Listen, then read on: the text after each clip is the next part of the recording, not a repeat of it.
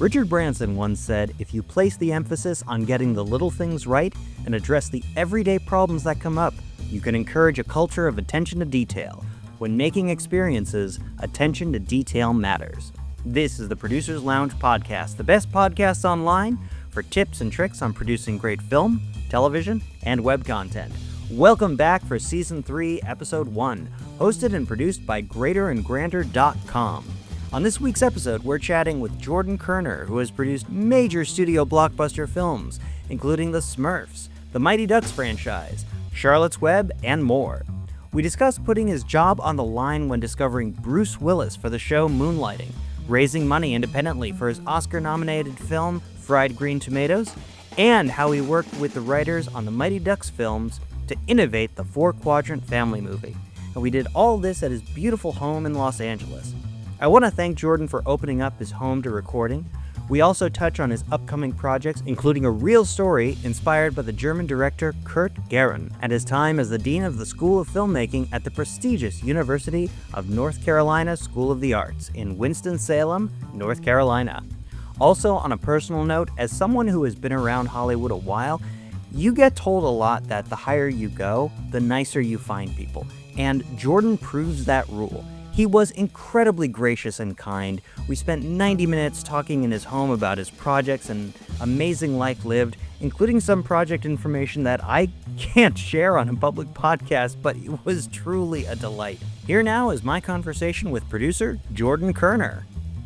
Thank you so much for Thank you. Yeah. Thank you. Thanks for coming all the way out. I appreciate it. Yeah. I have a meeting a little later here, so. Got it. Yeah. Got it. You've done everything at every level.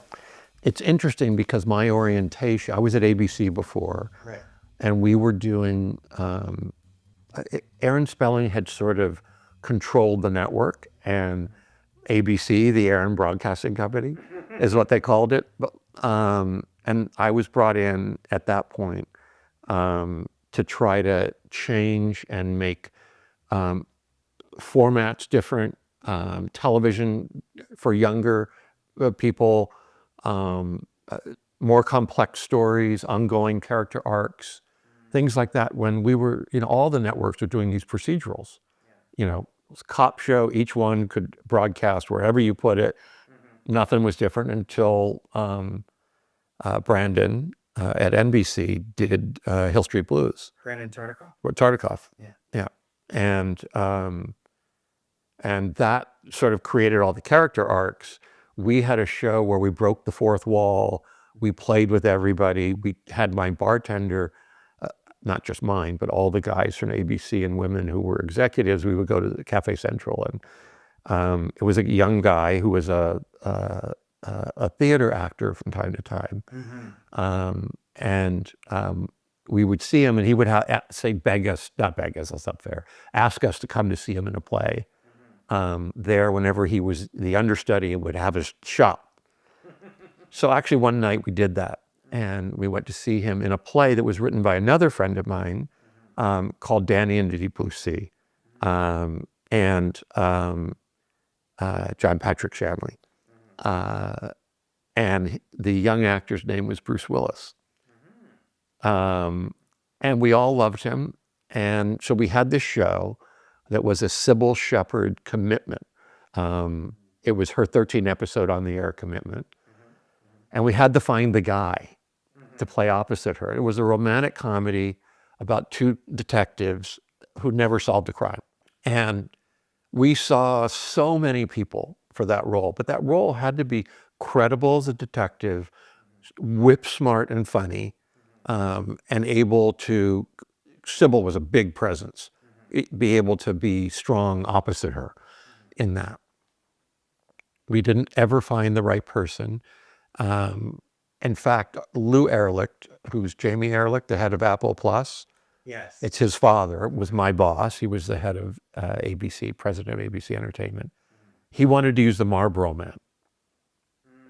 Lovely guy, couldn't act. The actor who played the Marlboro Man in the commercials. Lou just sort of didn't, he was on the sales side. He was never on the creative side of all of this. Right. So we said, no, we have someone we think you're going to really like. And we brought in Bruce, like in an office, we shot videotape. and with his read, and we showed it to Lou, and Lou made all these comments about Bruce. Basically, he said, he's not a leading man. Okay, he's not the guy. And then I thought, okay, I said, reserve your thought. We're going to come back in 2 days.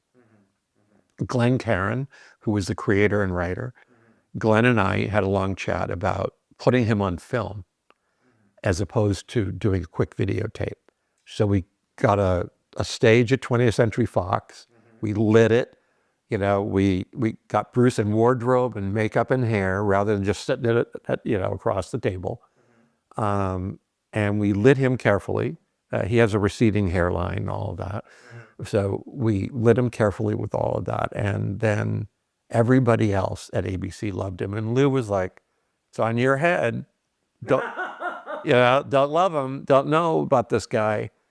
And I said, I'll take the mail. And if at the end you want to fire me, you can fire me. Okay. But I believe in this guy. And I believe in giving people breaks like this, and the rest was history. After the first season, he was doing Die Hard, and, it went on for 4 seasons, I think. And it's now on Hulu. So yeah, we were very excited about that. So been an executive producer, dean, political activist. Yeah, all those things. Yeah. Yeah. Variety, actually, they did one of those $1 billion producer things on me in probably 2013 or 14, something like that. And they had a section on politics.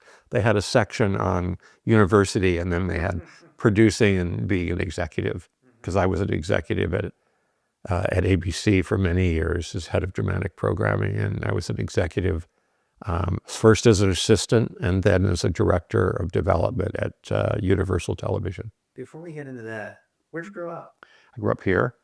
LA? Yeah, born in the Scientology Center, which then was Cedars of Lebanon Hospital. It's the big lavender building in the back. If you're on Sunset looking in, yes, it's like 13 story or 14 stories in the back right of it. I always like to put it that way because we all chuckle when we think about that. But nice. And you were also born in the trunk because your mother was a performer of stage and screen. She was in a number of films with a couple of lines. Actually, she became much more of an actress, probably starting with the Mighty Ducks, I think, for us. She was in that. She was in George of the Jungle. She was in Inspector Gadget. She was in a bunch of the movies over the years. Just loved having a line or 2 or 5. Yeah. It was a real joy to be able to do that. And then at a certain point, you went up north. It was UC Berkeley, correct? I went to graduate school at UC Berkeley, undergraduate school at Stanford. And so, yes, I spent 8 years in the Bay Area. Loved every second of it. Had the industry been up there, I would have stayed. As much as I love Los Angeles, but I really love the Bay Area.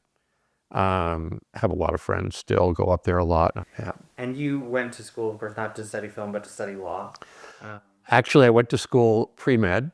Oh, my I went to school pre-med for 2 years. Yeah. Stopped it because I wasn't interested, but more than anything else, I had a course in my end of my sophomore year, spring quarter, for a guy named Jules Dundies. And if you ever saw a film called Good Night and Good Luck. Yes, with David Strathairn. Yes, with David, and with George Clooney played Fred Friendly, and he directed. In that, Robert Downey Jr. played a composite character of my professor, Jules Dundies, who was right under Paley. He was in news first and then in entertainment, and it made a huge impression on me.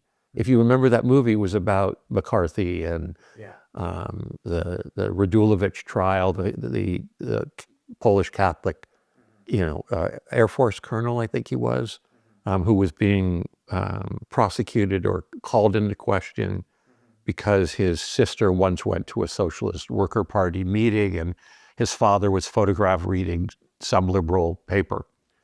It was crazy. But that course politically changed my mind, and that professor made me see that I could have a life where the messages that we would put in the DNA of the movie, not in the subject matter of the movie or in dialogue, but underneath it, the things that you would feel.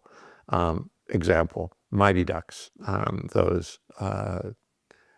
basically an all-white male sport, okay, at that point in hockey. We had girls and boys, all races and both sexes, and we never said it. We never said, look how cool we are. We're like the Benetton ad, or, we never said anything like that. But it was very clear to the audience underneath it that this was a special group, that they were funny, they were kind, they had great values, and they were the most diverse of everyone going. So it's things like that. Or George tried to preserve the jungle, right? Because the jungle carried wonder, and it carried medicines, and it carried animal life that deserved to live their lives. It had all these things. So we always put those things underneath our movies over the years. I feel that our movies, in a curious way, and I'm very proud of this fact, hold up. So when you see them years later, they don't age poorly. They aged well, and people see them and they're still relevant. Less Than Zero, was more direct message. Less Than Zero, your first film? Was first film. Yeah. Was more of a direct message, because in the Bret Easton Ellis book that came out in 85, I think it was, the lead character, Clay, in the opening scenes of the book, comes back from college and sleeps with his best friend. They have a sexual relationship, a buddy, and then goes and sleeps with his girlfriend. Well, the only thing that happened in the intervening year between 1985 and 1986 was AIDS. And nobody knew what it was, right? In fact, there were horrible names given to it, like gay cancer. They originally called it GIDS, if I recall, because of gay immunodeficiencies. Yes, all of that. Yeah. So, but nobody knew, but everybody realized that you couldn't have males sleeping with men and sleeping with women, because it put women at too great a risk in that. And then, of course, contraception was so important, and all those things. So we were charged by 20th Century Fox Scott Rudin was there at the time, a gay man, was there at the time, and saying, we don't want to do anything that's going to, make everybody feel horrible who's in the gay community. That's not what this is about. But what it needs to be about is these relationships and love, and ultimately it was about drugs, a lot of it. And the way we approached that was love the young character who takes the most drugs. He's so fascinating. He's so funny. He's so lovable and interesting. Follow him and see what happens. And of course, at the end of the movie, he dies. And that was Robert Downey Jr. And that character, who was Bobby to me. I'm just trying to, it's behind other things. There's a picture of us there. We're all much younger. And there's Obama and me, if you see right behind that, you see Andrew McCarthy, Jamie Gertz, me and Bobby. In that, of course, now he's Robert, but he was so amazing, such a brilliant young actor. Yeah. It wore his heart on his sleeve and had great skills. And anyway, it was just such a pleasure to work with. So why did you choose to make that your first film? So it was literally, we had an overall deal at Disney in television, because I had come from television, and Jon Avnet was a feature producer who was my partner. And so we didn't expect a movie to come to us that quickly. But it literally, Scott Rudin called us, John and I went in to meet with him, and he said, we have this other team doing this movie, but they don't want to change it. We can't distribute the movie that we would make with them. We need to make changes because of the medical, the political scene that's around the world right now. Nobody knows, right? So we need to protect gay people. We need to protect the actors. We need to protect the audience. We need to do all of that.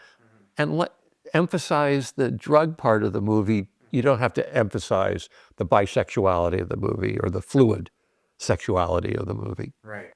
Not terms necessarily used then, but now people would understand that. So we came in, and as I said, we made it be much more about drugs and cocaine in Los Angeles in the 80s, all of which was true. So, and all of which was in the book. Yeah. So we followed that, and they came to us and offered us a go picture. We had to have a new script written, but they were going to greenlight it if it was even close. A guy named Harley Payton was the writer, did a fabulous job, and I think we were greenlit in about 4 months or something. I think we had a draft and a half or 2 drafts, and that was it. We went, and we were rewriting every day. It was a funny time at 20th Century Fox. 3 executives were giving us notes every single day at the set, because this was before the internet. So we would get pages written by, I won't mention the names, but 3 very high executives at Fox saying, don't do this, and here's the dialogue.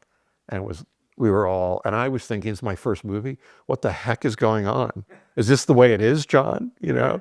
And he said, no, this isn't the way it is. And he was like my brother, my big brother, and so helpful to me in making the transition between being a developer and a buyer to being a producer and a seller. So, in that. So that's why Less Than Zero. And we thought it was interesting. We thought it had that underlying DNA. Right. And that it was a movie that we could be proud of. And it was so interesting because the movie did okay. It didn't do great. It did okay. But the soundtrack was platinum. We had the Bangles singing Hazy Shade of Winter. We had LL Cool J, his first song first big hit of Come Back to Cali. And all these great bands, were in it. And it was a big CD at that point. So okay. You mentioned something very interesting, which was the transition of going from a developer and a buyer to a seller and a producer. What was the biggest lesson that you learned in that kind of transition process? We were in the business. We wanted to be doing a series, and we wanted to be doing movies. Yeah. But Jon had, just before that, I had worked with our movie department at ABC to give Jon a commitment, okay? Because to make a long story short, my last big thing, other than Moonlighting, was something called Call to Glory. And it was Craig T. Nelson, Elizabeth Shue, a whole bunch of great people in that. And it was my senior thesis in college, which was it was a story about a family at the vortex of social change. So the daughter, played by Elizabeth, was 16.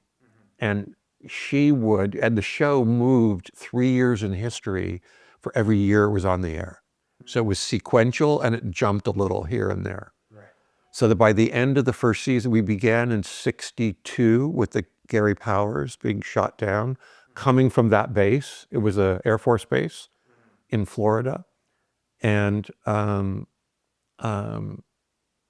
so we made this show. It was, again, my senior thesis, because I was in political science and film after I gave up pre-med. And so for me, it was a great reward, and the network loved the series. It was just something. It was nominated for an Emmy.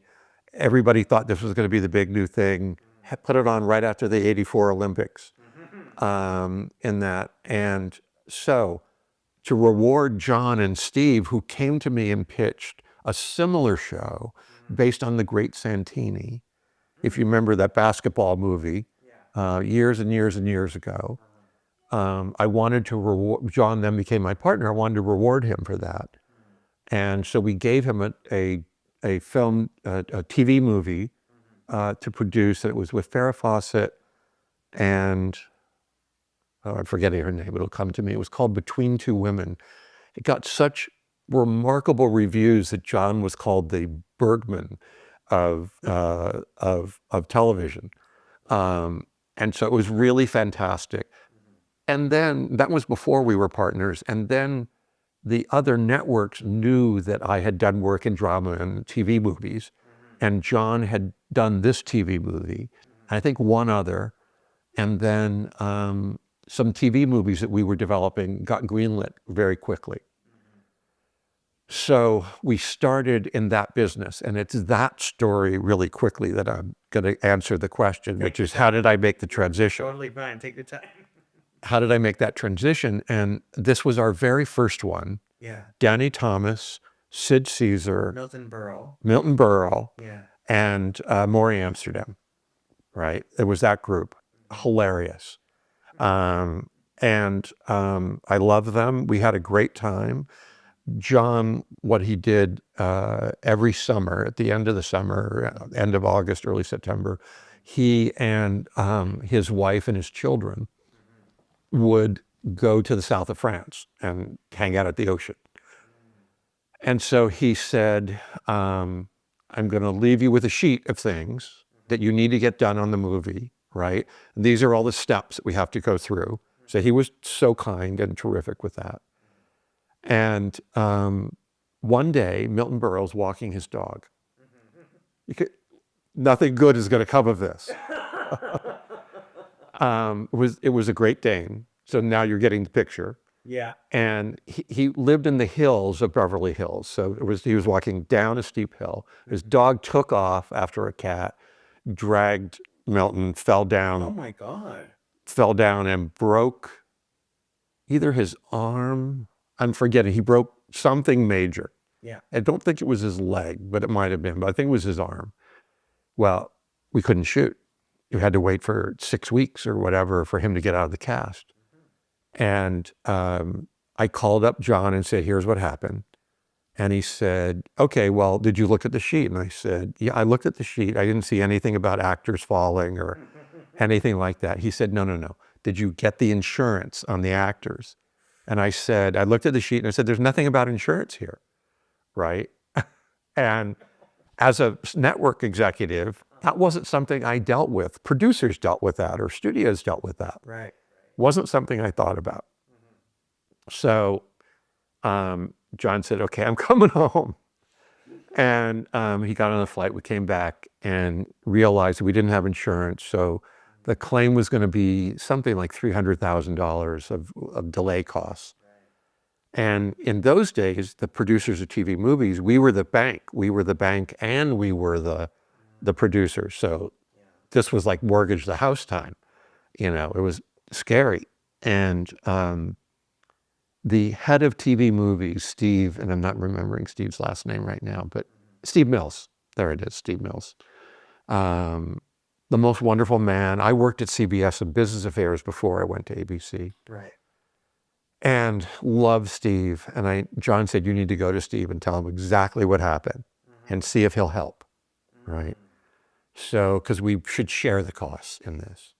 And I went to Steve, hat in hand, and said, I'm really sorry. And said, you know, Jon was away and this is Steve, this is my first movie with you guys. I'm so appreciative of it. Here's what happened, you know. He did the beautiful thing, two things, of sort of drawing it out and letting me be a little nervous about what was going to happen in the room. By the end, he finally said, look, well, we love this movie. You were a big part of our family. We love you. We'll take care of it. And I just expected maybe he would contribute 25% or 50%. But he was such a good person, you know. And with that happening and that kindness that was shown in that, I realized with every movie from then on how every detail is so important. And that transition was then me not just referring to a list, but going beyond that list and then ultimately making sure that everything was always shipshape and watertight and everything was great. So that was a huge lesson for me in that transition. And is it? Oh. I was 35, but thank goodness. Yeah. And you have a ton of, I'm going to try and get some pictures for the cover photo, but you have amazing posters here. I remember when Man Loves a Woman, they showed it to us in school, and George of the Jungle, Mighty Ducks. By the way, I loved Mighty Ducks growing up. Thank you. Yeah, and Thank you. I'm wondering which. And by the way, tomorrow night I'm hosting all of them here to watch the first NHL final game. Nice. Yeah. That's good. That's great. Yeah. Each one is a baby, Yeah. right? And you watch it grow and you love it. And Avnet would say to me, "Oh, you become a duck now," or "Oh, you become a musketeer," or you're living in the jungle now," because I would become so obsessed with each movie. Yeah. And as a producer, unlike a lot of producers, I always developed the movies. I, with the studio, hired a director after we were greenlit. So it wasn't that I had the director brought me in or something else. We always brought the director in, and we became partners. And I would say, we're going to sit together all day, every day. You're going to get whatever it is you want to get, and if I think that's what is going to make the film be the film that we sold the studio or the network, that then I'm going to be really happy with it. And if I feel that we maybe miss some things, I'm going to wait till you get exactly what you want. And then I'm going to ask you to give me 3 takes. Give me 3 takes and try this idea. I've done that a lot with directors. And I would say to them, I'll never ask you to use what I've asked for over yours. It'll always be a joint decision. But it's an option when we have very few options in the editing room, because you always have few options, because you got to get it done in time, you got to get it done on budget, you got to, there are all those things. You can't get everything that you want. But in the scenes where we had questions, we had options. Yeah. And I always have worked multiple times with directors, with cinematographers, composers, whatever, over the years, because you develop a relationship and you trust people. Luis Mandoki, with A Man Loves a Woman, we're working on another movie right now together. Well, great. And we're working on what's immersive entertainment together with a company in Mexico. We're working on they just finished one on Frida, but we're doing one on the Taj Mahal that will be meant to open in India and New York and London when it opens. It's like, did you see? I saw the Van Gogh. You saw the Van Gogh. Yeah. So like that, but it's a much more sophisticated system now. And part of what we do in scripting it is we find in the artist's work a dinner table that shows all the food that was eaten at that time and all of that. So you can get the VIP entry, which gives you a dinner, a full dinner with wine and whatever it is, but of that time and what they were eating in that painting. And it's like you're dining inside the painting. You're dining inside the painting. And you're hearing the voices of the artist and the characters talking about these things. Sometimes they're the voices and some things of the real people, but mostly they're actors' voices playing the part, because obviously the painters or the guy, the Haj who created the Taj Mahal, and his wife Mahal, they died, almost 1,000 years ago. But having said that, so working with people over and over. Steve Herrick, who directed the first Mighty Ducks, directed Musketeers. We worked on together. But in terms of how funny a film was, Yeah. I think George of the Jungle was the funniest of all of them. Okay. I think Fried Green Tomatoes and When a Man Loves a Woman were the most emotional, as well as Charlotte's Web. And Clifford got close to that. And it's all a mixture of writer, director, actor, music, everything. So, by not mentioning others, I don't mean that they weren't as great a film, but most emotional would be those 3, and funniest, I think, would be George in that. Doing 3 Mighty Ducks movies, it was just 3 movies. I ended up writing all the college recommendations for the kids, because they went from being in middle school to being college kids, or going on to college at the end of the 3rd movie. And it was just a joy, I was so close to all their parents and to their siblings, and, It was a big family. And that, so there are many different aspects of what makes things favorites and, all of that in all these films. But I have to say that I've had a great experience on all of them. I feel very fortunate. Which one was the biggest lesson for you to learn besides the Milton Berle one? I have to look around. Fried Green Tomatoes had another big lesson in it. It was almost not made. Whoa. We went to every studio Yeah. with our script, beg them. Now, the bias in those days were for the big action boys, Cruise and, all those kinds of movies. This was 1991, and, it was not Maverick, that's the new one, but Top Gun. Yeah, it was movies like that, right? So, and the studio heads will remain nameless, but people would say to us, come on, guys, we want to work with you, but 2 women in the past and 2 women in the present, like, who's going to go see that movie? And we thought, well, half the population, I mean, come on. But no, nobody would do it. We went to one studio who we were very close to, and the head of it, who was a big name, wonderful guy. And I literally, on my 3rd attempt with him, got on my knees and said, I beg you that this is going to be a film that your studio is going to be proud of, and it's going to do really well.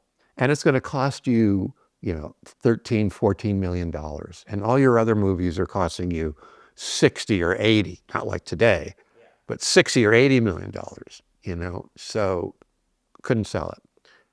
Ended up going to Norman Lear, and Norman put up the money. We put up the money for the first script, and Norman put up the money for the second script, and if there was deficit financing that had to happen, he was going to do that. But he wanted us, with his people, to go out and raise money. It was the only film that was completely independent that I've ever produced. So it was a big lesson in what indie filmmaking is like. And I'm a person, because I was spoiled being a buyer, right, where I sat in an office at ABC and people came to us, and that. And that whole story is a whole nother story, but it was such a privilege to have that. But we ended up going to dentists, a group of dentists who wanted to make a film in Dallas, right? And they put up some money. There were some Anglo women who were setting up a production company in Japan. And so they had some Japanese investors who wanted to make a film. They put money in. We knew we had to go internationally. We went to Rank Film in London, and Rank put up some money. And then John's old friend, who was his attorney, and also a friend of mine when I was at ABC, Tom Pollock, who was now the chairman of Universal at that point, said to us, we love this, and we're going to buy all the home video rights. So by that got us to 13 million, and our budget was 13.6, 13.4, somewhere in there. So we kept trying. Finally, Norman, everybody said, just go. Okay, try to save 400 grand. Okay, we had a bond company, we had all of that. We got down to the last 2 weeks of shooting, and we hit 13 million of expenditures. So, and I had the week before that called with Tom Pollock, and said, okay, we're going to run out of money. Okay, we need probably $500,000 more, maybe 400,000, and we're going to keep all of our expenses down. Please, please, please, please, please. He said, I'm going to let you guys sweat a little bit, but I'll bail you out. Right? It's a recurring theme in my life. Definitely recurring thing, yeah. And it was so funny, not so funny then. And what we hadn't shot, we were authorized to shoot the scenes that were on the docket that we hadn't shot. What we had shot but hadn't finished, and we needed to get to, was the very opening of the movie. There's an opening where Kathy Bates is talking to her husband in a car. She realizes she has to make a phone call, stops the car, gets out into a phone booth, makes the phone call, and as she's on the phone, you hear a train coming. And she looks, and the audience turns, and she looks, and in the window of a shut down little station, a conductor's cottage or whatever it was, next to the tracks, there was a big window, and you could see the train going by in the window, but no train was going by. So all of a sudden you're in magic realism, and you realize this isn't the movie you think it's going to be. And then we cut to the not the train, because we don't see the train, but we cut to the point of view of the train. So the train car is moving down the tracks, and a goat runs across the tracks and moves to the side. And you come by, and the camera looks over this way, and you see Kathy in the phone booth, on the phone, looking at us, the camera, as we're coming by her. So we're not necessarily in the world as we know it, okay, in that. Which was letting the audience know they were going to see and feel and think of things that they don't expect. And it'd be an active viewer of the movie. And we hadn't shot the point of view, and we hadn't shot Kathy's point of view of the train moving in the window. So one of the scenes that we had decided to cut, but we hadn't told anybody, we just decided to cut, was a scene in a church in Juliet, Georgia. We had moved from Juliet, which was the town where the Whistle Stop Cafe was, and all the town that we had life in, that we had decided not, because we didn't have to have it. And it was Jessica Tandy going to church with Kathy Bates, with an all African-American choir and a minister in that church. And so Tom said to us, from Universal, said to us, if you shoot that scene, because I like that scene, I think we need it, we'll give you the extra $500,000, because the bond company said we can't go and shoot that scene, okay? Because we didn't tell them that we weren't going to shoot it. We were just trying to save money. But Tom said, I don't want you to do that. So he called the bond company and said, I'm putting $500,000 in. Don't tell them what to shoot, because I couldn't sign checks anymore. There were all those things when the bond company takes over. So, without Tom Pollock, we would be in real trouble. And Tom gave us that money that we needed. Bond company moved away. So we went down to Juliet, and I said to Jon, I said, shoot the whole thing in the morning. And he said, it's a long scene, and there's music, and there's coverage, and I said, please shoot it in the morning. He directed it. It was his first film as a director. Right. He said, okay, tell me why. And I said, well, where are we? And he said, we're in a church. I said, no, where is this church? What city are we? Where are we? He said, we're in Juliet. What's the matter with you? And I said, yes, we're in Juliet. I said, what else did we want to do in Juliet that we didn't get to do? And he said, we didn't get to shoot the point of views, right? So we didn't have that opening. We just had Kathy on the phone, and we had nothing interesting or odd happening. So we took the second half of the day, and we shot those two things with that. And it literally saved the movie. Tom, by doing what he did, and Jon, by being agreeable in shooting the church in a half a day and then shooting the point of views in the other half of the day. Was a big, the lesson was gathering people to finance. The lesson was dealing with a bond company. It was, there were so many lessons, contained in all of that, that it taught me the most of all the other films. Can I also tell you something that I find really funny? Is when I was at SC, more years ago than I care to admit, Bruce Campbell came and talked to our class and talked about the experience of working with Sam Raimi to make Evil Dead. Right. And that was probably 10 or 15 years prior to the Fried Green Tomatoes. And the place that they got the most of their funding from was dentists. Oh, really? Yeah. That's why you laughed. Yeah. Yeah, that's so funny. Yeah. The more things change, the more they stay the same. Absolutely. Absolutely. So, well, people who are aspirational, who don't have any of that in their lives. You know, they want something else, which I got it, and I was sympathetic. And then, of course, the movie, I forget, but I think worldwide, the movie made nearly 200 million and cost 13 and a half. So, you know, it was pretty incredible for all those people, all those investors. And Norman himself made about 40 million or something from that movie. Right. Yeah. It seems like from the beginning of your career, you focused more on comedies and then moved into what some people would say are, family or children franchises. Yes. Was that intentional? Okay.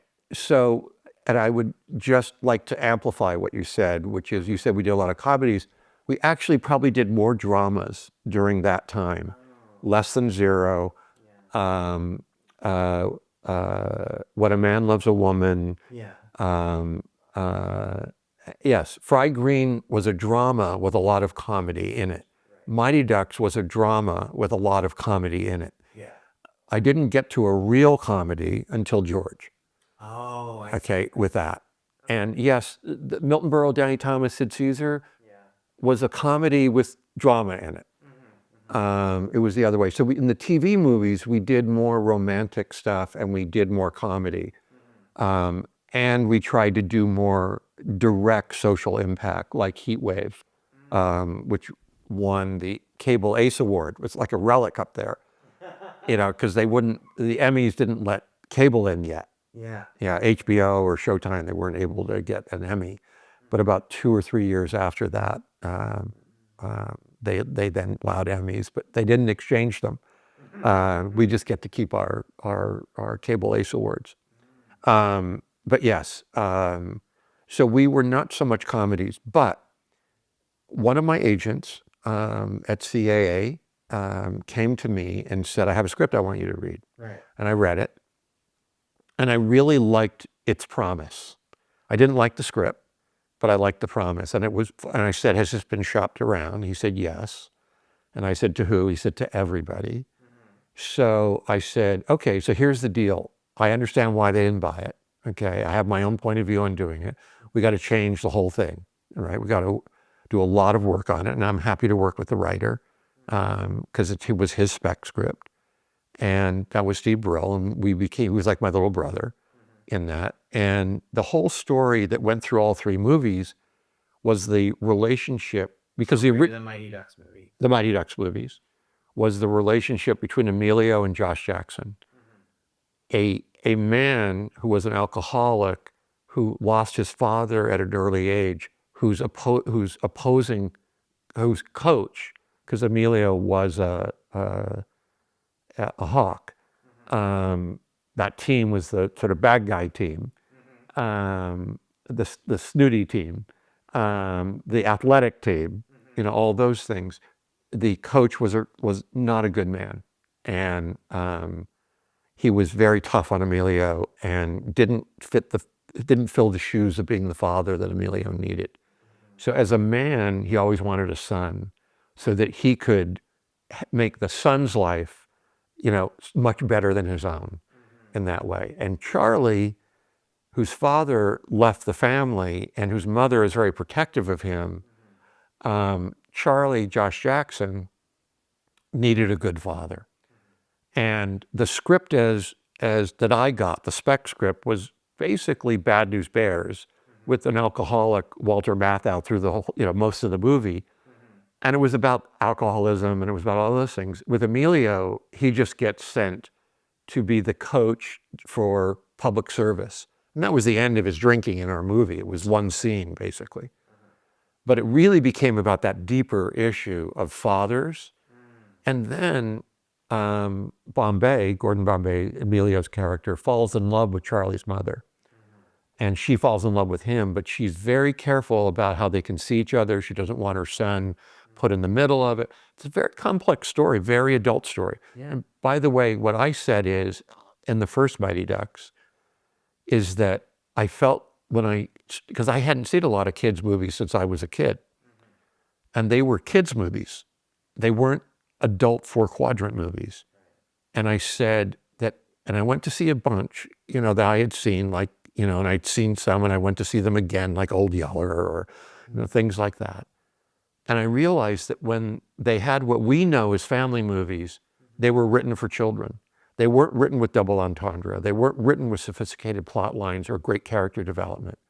And I said, I just want to change this in the space. I was at Disney. Disney loved the idea because we were just creating the new live action department with David Hilberman and David Vogel. And I said, here's how I see family films. They're 4-quadrant. Think of them as appropriate for 5 to 105.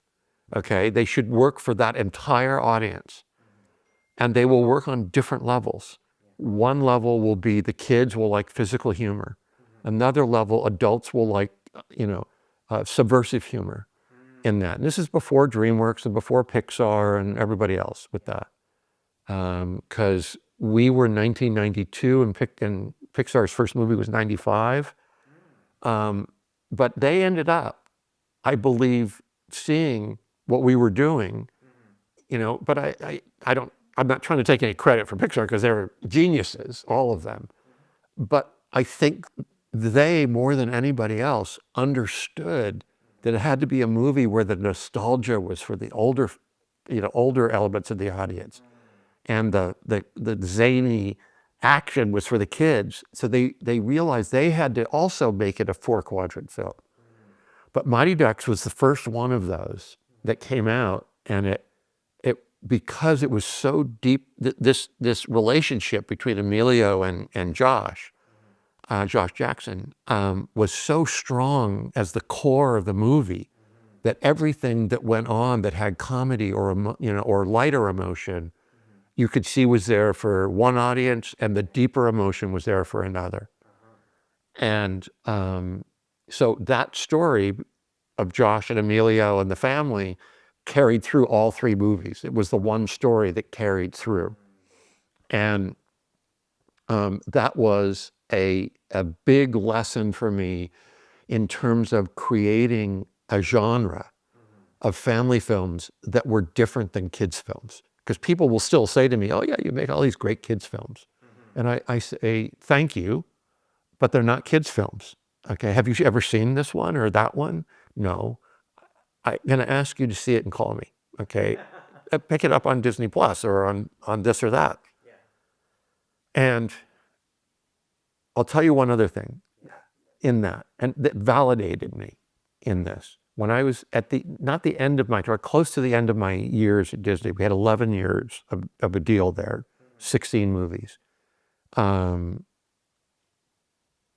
guy named Michael Linton, who was the chairman of Sony when I was doing Smurfs, but who's now chairman of Snap, and who had been, when I knew him first, he was the chairman of Pearson Publishing, and then became the president of Hollywood Pictures at Disney.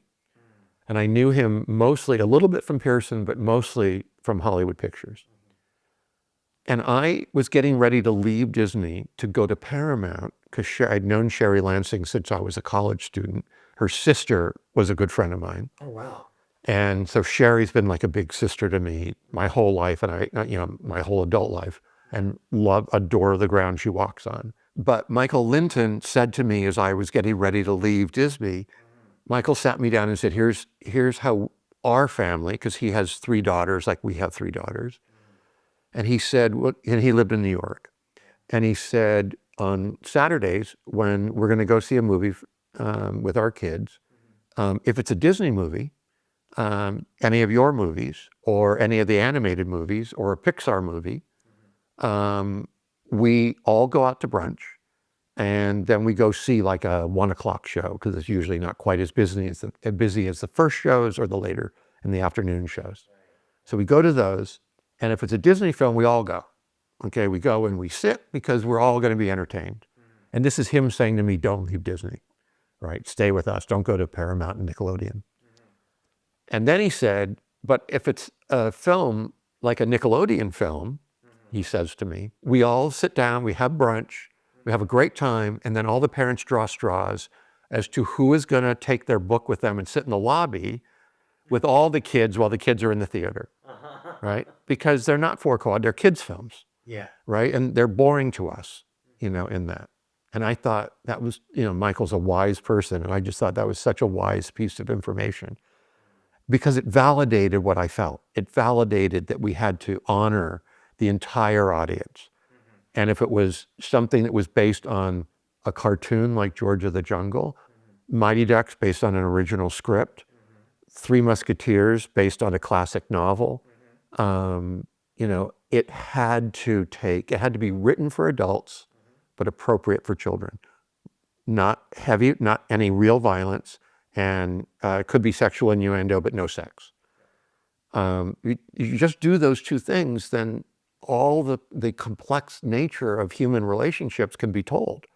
So long as you have enough humor and you have enough movement, narrative momentum, and action, in these things. So we would always use that formula in all of these movies over the years to do it and tell different stories with each of them, what was appropriate for them. Yeah. So do you know, by the way, as well, that I was the dean of the film school at the University of North Carolina? I was also going to ask that. Are you still the dean or? No. Oh. No. I haven't been dean for, gosh, there have been 2 deans since me. I left in 2012. Oh, excellent. Yeah, 12 years ago. Okay.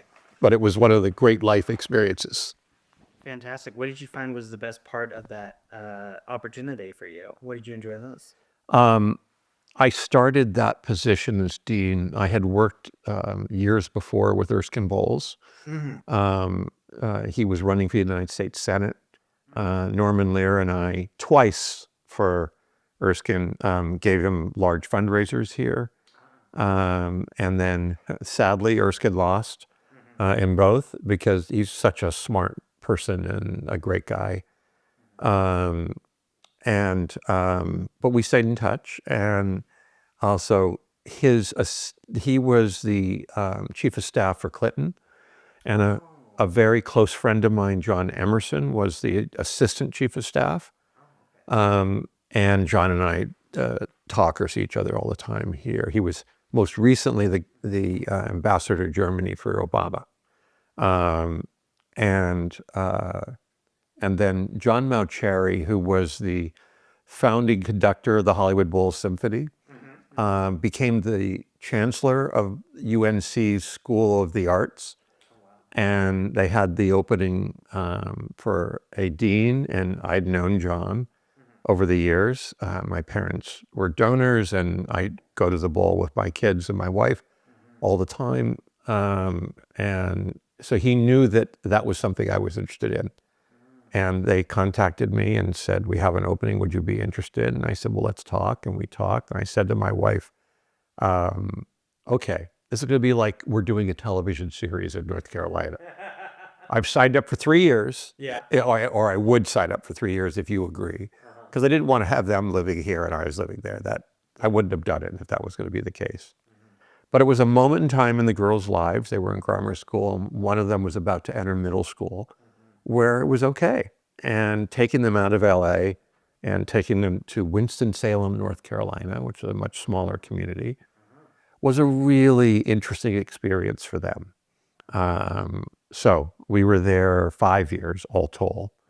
And I got to help Beverly Perdue, who won for the governor, got to help Obama in 2008, who won presidency in North Carolina, and got to work with Kay Hagan, who was running for the U.S. Senate. And I did all the political work because I knew that given this was 2007, the Great Recession was gathering steam. Yes. And part of your job as dean is raising money for a school. So I knew that I'd probably have to go to the public sector to get some of the funds that we really needed. And therefore, I was going to need to know all the people, know them well, do things for them where they would want to help the school in the end. And we went from, actually that little plaque over there is about it, Hollywood Reporter. We went from a non-ranked school, but was given like an honorable mention for a good regional school. Right. After 3 years, we were ranked the number 2 public school in the country of filmmaking and the number 8 overall in the US and number 12 in the world. We made a lot of changes, and the school just shot up all the rankings. So it was a really exciting time, even though it was a dark time because of the economy and everything else going on. That's fantastic to hear, and not a lot of people know that while there is obviously a ton of production in both California and New York, North Carolina has a large chunk of production there as well, particularly indies. Yes, indies and television series, because they have the old De Laurentiis stages that are there. There's like 11 stages there, I think. But it was interesting. Production had subsided a lot when I got there in 2007. That year, they had $49 million worth of film revenue, mostly commercials. And one, I think it was, there were the two series that were there that were sort of YA series. I'm trying to think of the name. It was with Josh Jackson. Dawson's Creek. Yes, Dawson's Creek. It was Dawson's Creek. And that was the only real project there. And that's when I entered. By the third year I was there. That coming year, we were 2010, 2011. I took the governor with me to Los Angeles, and we had lunch with every chairman of every studio, people I'd worked with over all the years. And we had a meeting with the president of physical production, because they were the ones who would choose what location and what incentive and all of that to take. So she learned so much during that time and empowered me and the film commissioner of North Carolina. And we hired Ernst & Young in New York to come in and do an analysis for the legislature and for the governor. And Ernst & Young, for those who don't know, is a consulting firm. A big consulting firm in New York. Because some of the incentives were lost leaders. The state lost money. We didn't want it to lose money, but we also didn't care whether it made a huge amount of money. What we cared about were jobs, that we could bring the work there and we could get people hired. And my desire for that, aside from what I've said already about currying favor and trying to get some funds for the school, was the fact that we added over that year and the next year, 18,000 new jobs. And we had 484 million plus of revenues, up from 49 million 2.5, 3 years before. Wow. And we put a new incentive in. The incentive they had was an 8% incentive or something. We put a 25% incentive in and had all sorts of elements in that deal that the physical production presidents were looking for. And sometimes New Mexico would have one of them and Georgia would have another one of them. So we tried to package as many as Ernst & Young would, in their formula, would let us put in that made the studios feel compelled to come. And we ended up having Gary Ross came and Director of Pleasantville? The director of Pleasantville. He's an old friend, but he came with Hunger Games, the first movie, and shot there. We had Iron Man 3 that year. Because again, we were able to walk in and say, we've just passed this new legislation. We did it with all the things that you guys wanted, but it still makes sense for the state. The state will earn some income with that, but it really will create jobs. And we have a great crew base at that point. And then that was, as I said, 2010, 2011. 2010, the legislature went from a Democratic legislature with a Democratic governor to the Tea Party, and who thought, why are we giving incentives to these wealthy California and New York companies, to come in here? Well, my answer to them when I testified was, you've added 18,000 jobs, you have a lot of new taxpayers, a lot of new tax revenue, and you're doing this cash positive to the state. So you're just building your revenue base, in that. Well, they didn't like the idea politically. So I said to my wife, we're going to be here probably another year or two, but then if this is not going to happen, I can't get my students the kind of jobs I want to be able to get them. and we should probably head back to LA, which is what we did. And I was producing the Spurs movies at that point. So Yes. That's wow. You mentioned earlier your list. What is on your list now? it's a really good question. We have a bunch of projects right now. We have the sequel to Clifford. We are in that moment in time, and the studio loves the project. The problem that happened with Clifford on the first, and it still made like $120 million, cost 60 something. It came out on November the 10th, 2021, and that was the high point of the Delta variant. So more people were dead, hospitals were full, you couldn't get in the hospitals, and there were more infections than any time during the pandemic. 2 weeks before, 2 weeks later, it was the high point that weekend. Oh boy. So that's what, well, you know, we all thought it was, even people weren't going to theaters, we thought that it had the potential to do 250 or 300. If there was no COVID, maybe if we were lucky, 300, 400, 450, somewhere in that range, because it has a big worldwide audience, like Smurfs did. Smurfs made nearly 600 in the first film.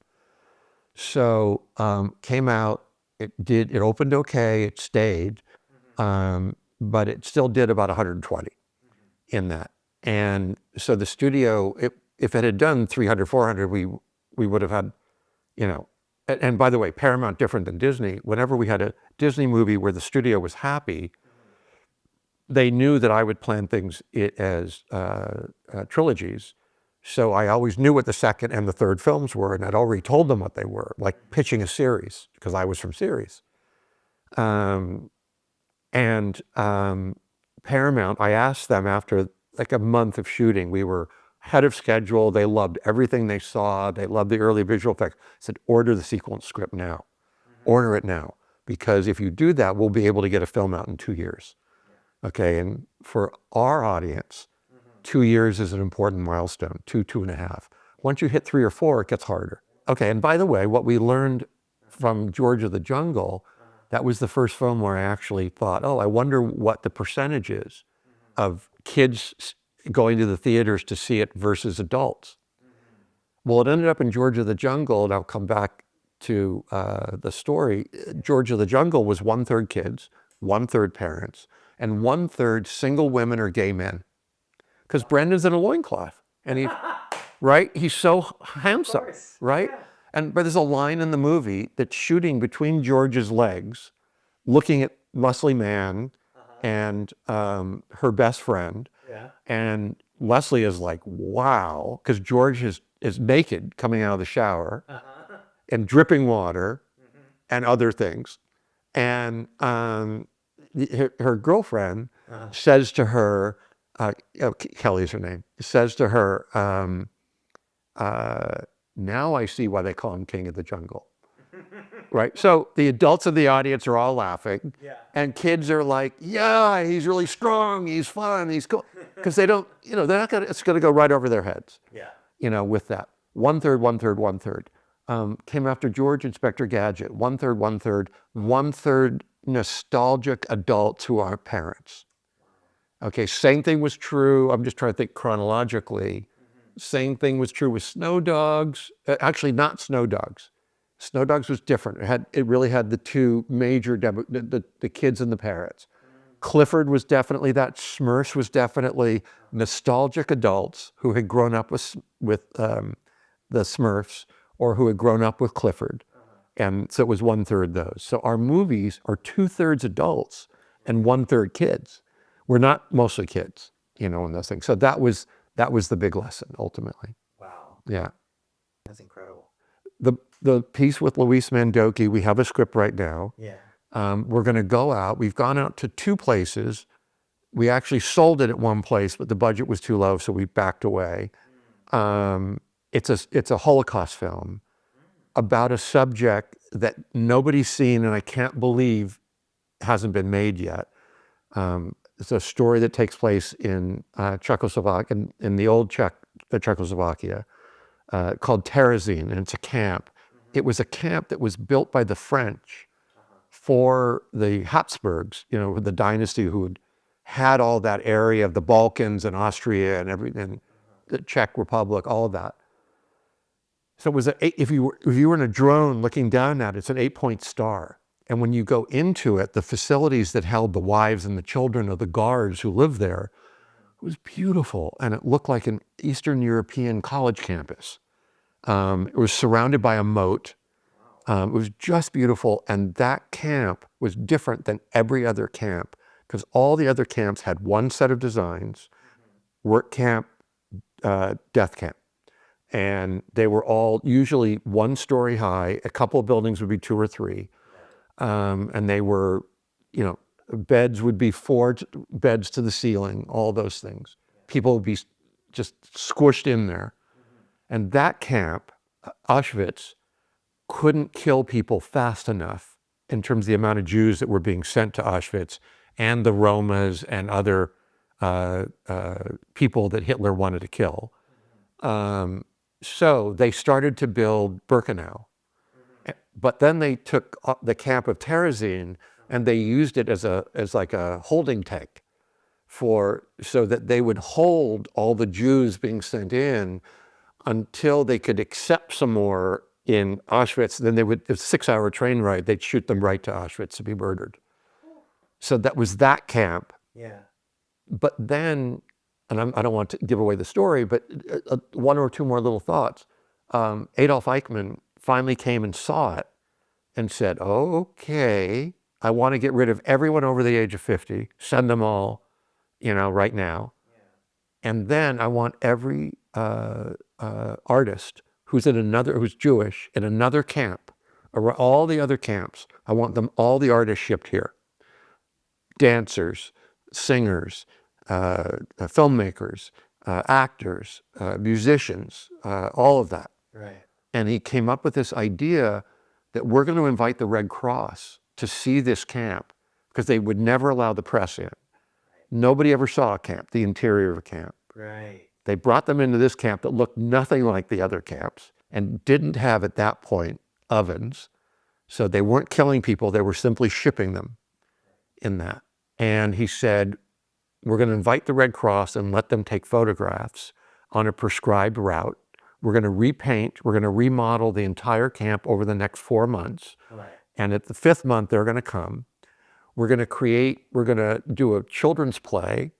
We're going to do Mozart's Requiem. Right. And we're going to do, we're going to have paintings showing how happy the life is here. Okay. And I can show it later. I'll show you something from this book. Sure.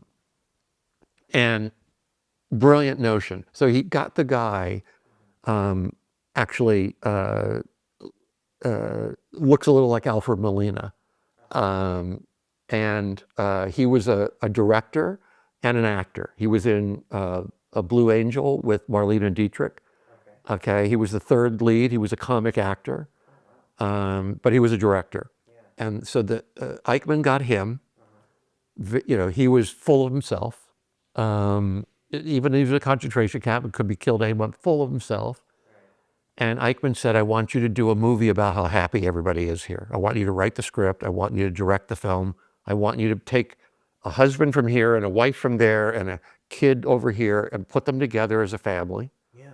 Okay. And teach them what they have to say and do along the route that they're going to go in case the Red Cross wants to stop and say something to them and ask them a question. So he taught them to do all of that and he shot the film. Okay. They brought the Red Cross in. They did the whole thing. The Red Cross believed it. The Red Cross went back. And one of the things they gave to them was a package of paintings. Actually, yes, it was a package of paintings, but it was really the libretto from the children's play. And it was all in Czech. And the Germans didn't speak Czech. Okay, and the Schweizerdeutsch didn't speak Czech either. So at some point, one of the Red Cross people says, let's get it translated. Yeah. And when they translated it, they realized that what the Czechs were saying to them was, help us, we're being killed. Got to stop this, get people here to save us, right? And the King of Denmark was involved with that and convinced the Soviets to move from where their liberation of camps to get into Terezin right away. In the end, they killed almost everyone. And most of the people who were in the film and most of the people who had created this false narrative. And it became the first and loudest initiation of Holocaust denial. It was alternative facts. It was media manipulation. It was all the things that we have looked at a certain political administration in the United States. That's why it's so timely. And the authoritarianism of it, of the idea of what Eichmann did, it was so genius, in that way. So that's one of the movies that's on that. So it's Clifford, it's that. We have what will be, we hope, a limited series based on a series of books called Dinotopia that we're developing. I grew up with Dinotopia. I love that. You saw the books, you saw the miniseries The books mainly. in the 90s. Yeah. Oh my gosh. So we're working on that with Carrie Kirkpatrick. You know Carrie? I don't know Carrie, no. Carrie wrote Chicken Little, Chicken Run, and he wrote the sequel recently. He wrote Hitchhiker's Guide to the Galaxy. He wrote James and the Giant Peach. He wrote and directed Over the Hedge. He's done so many things. He worked with me on Charlotte's Web. Yeah. He worked with me on Smurfs, and now he's working with me with Claire Senna, who's another wonderful writer I'd worked with before. Together, they're working on Dinotopia. And it's set in the present. It's as if Blue Origin had gone up and the parachute didn't open and it crashes and it goes into a cloud bank and nobody sees it and lands in Dinotopia. Oh, wow. Right? So we go right to the present with that. I'm really excited. Yeah, no, it's really cool. And I'll tell you one other thing, which is it was their idea. We tried to figure out, it was in Dinotopia, but not as specific as this, that we call it the Great Agreement. It's sort of like the Magna Carta, that 1 million years ago, this island, I won't tell you how, was protected from the meteor that came in and killed all life, or most life, certainly all the dinosaurs. They were protected. It's a little archipelago that has cloud cover over it. And the cloud cover always stays there. And it has something to do with aliens and other things that we'll find out way down the line. But like the Magna Carta, the plant-eating dinosaurs were being eaten by the flesh-eating dinosaurs, the herbivores and the carnivores. And they had to come, they finally had a huge meeting and said, look, go ahead, you're gonna eat all of us. What are you gonna eat when we're gone? You're gonna eat yourselves, okay? You have no choice. There's nothing else here. And this was before humans came.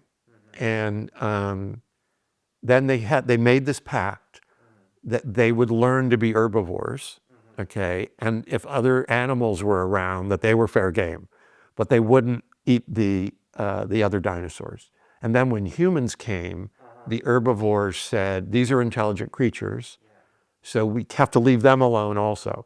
But, if you see a fox over there, have a nice lunch, basically, is that. So we wanted to create something that was very real in that, but is being sorely tested. And there's always that little bit of, in the DNA, things still exist. So, because it's a utopia, right? And if we live with a utopia as a movie or a series, the problem with utopias is there's no dramatic conflict. Yeah. So, and we work with James, on it. There will be some conflict, which is in its own a rebellion from the norm.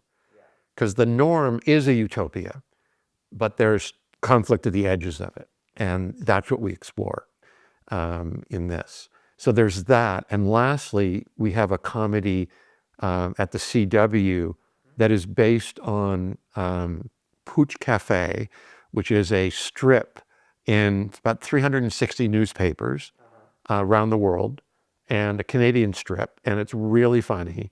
If you think of Cheers with dogs, okay, that they get to say and do everything that we would want to hear, and they get to play with all, human foibles.